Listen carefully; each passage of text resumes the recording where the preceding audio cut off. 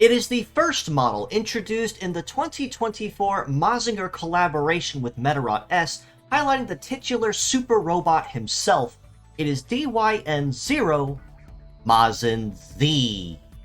with a kit of Hyperbeam, Blowaway, Brake Rush, Biped Legs, and the leg ability of No Guard, which passively buffs power and success, but you cannot defend while in heat phase. Now, not only as the first model spearheading the Mazinger Collaboration, but also as the event reward that everyone will be walking home with no matter what at the end of the day, it only makes sense that we can see such a titular robot spearhead the charge, as well as serve as another mascot and icon to basically what is one of the original pioneers of mecha genre as a whole. If it wasn't for Mazinger and even a handful of others, we probably wouldn't even have anywhere near the kind of Medarot genre that we have today. Hyperbeam on the head part is a shooting-based optic attribute skill, which grants a ×2 damage bonus at 30% charge and a ×3 damage bonus at 100% charge. And it's also worth noting that compared to other attacks like laser or beam, Hyperbeam also packs passive innate pierce damage much like basic laser does, but of course packs higher damage modifiers. Blowaway on the right arm is a melee attribute skill that has a little bit of a hand in crowd control. Upon attacking the target with a relatively powerful right hook, it will also push the target away from Mazin Z, which means that if you just barely manage to catch somebody at the center line and just barely outrun them, you do have a very high chance of being able to push them away from Mazin Z and basically force them to restart their heat phase right from square one and buy yourself just a little extra time.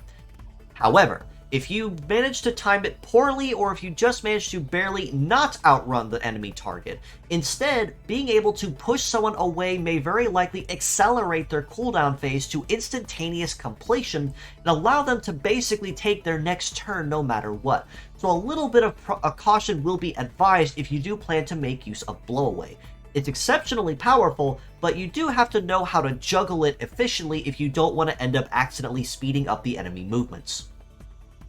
Brake Rush on the left arm is a gravity attribute skill that we just started seeing more and more in recent, but basically put, it's essentially Brake Hammer but as an AoE hammer attack, which means that it does have a hand in heavy punish, meaning attacking somebody with 2 or more heavy parts, which means they'll be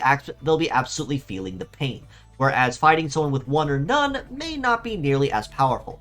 However, the one thing that steps Brake Rush apart is the fact that it is an AoE attack, which means instead of piercing and breaking parts a lot easier, Brake Rush will spread the damage evenly across all parts involved, which means it may not break anything very easily on its own, unless it's a very, very fragile kind of target, but instead it'll make it a whole lot easier for Mazin Z or even an ally of his to come up behind him and finish the job and break a lot of parts at once. This especially applies if you're fighting somebody that is triple heavy or is really packing on the weight, where they're going to be eating a lot of very heavy damage right from that first blow, and then make it a lot easier for someone to come behind Mazin Z and finish the job.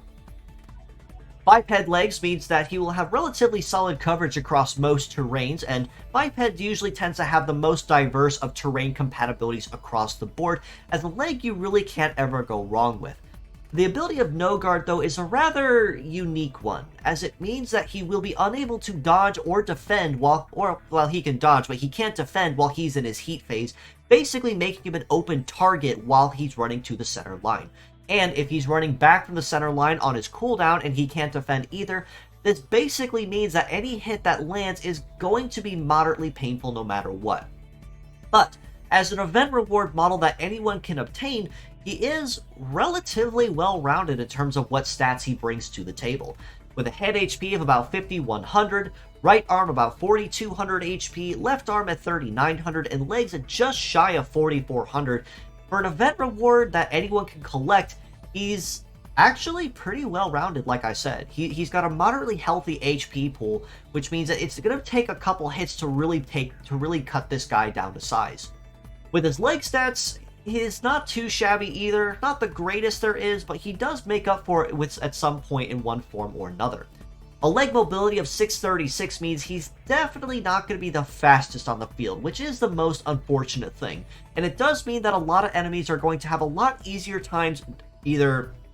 outrunning him or even just getting to the line before he does to make sure that they can capitalize on no guard making attacks as painful as possible for him. An evade of 615 really doesn't help his case either, as it means he's not going to be really dodging or grazing a lot, if at all, unfortunately. But a melee resist of 1328 and a shoot resist of 1144 does mean that while he can't really dodge or graze all that well, he is going to be pretty chunky and hard to take down when he is able to defend against attacks and reduce damage. But that is going to be very heavily reliant on if and when he can defend them, because no guard prevents him from being able to do it in his heat phase. All this being said though, as a pure set score, I still have to rate Mazin Z a pretty solid, I'd argue middle of the road, kind of 6.5 out of 10. Despite his shortcomings of having only one use of Hyperbeam, very akin to Arc Beetle in a lot of cases pre-tune-up, and having relatively low mobility and evade, he does make up for it decently well with a very high HP pool, pretty solid damage reduction and resist stats, and his base damage is actually pretty notably solid as well, with that base 2100 over with Blow Away, base 1156 with Break Rush before any modifiers, so he can definitely hit fairly hard if he is able to get to the center line. But no guard and one use of Hyperbeam do present a lot of notable challenges that do make using Mazin Z a little bit of a challenge. So it is going to be very highly encouraged that if you are planning to use him, make sure that your defender is notably faster on him, arguably the fastest on the field, so he can actually fight very comfortably without anything getting in his way.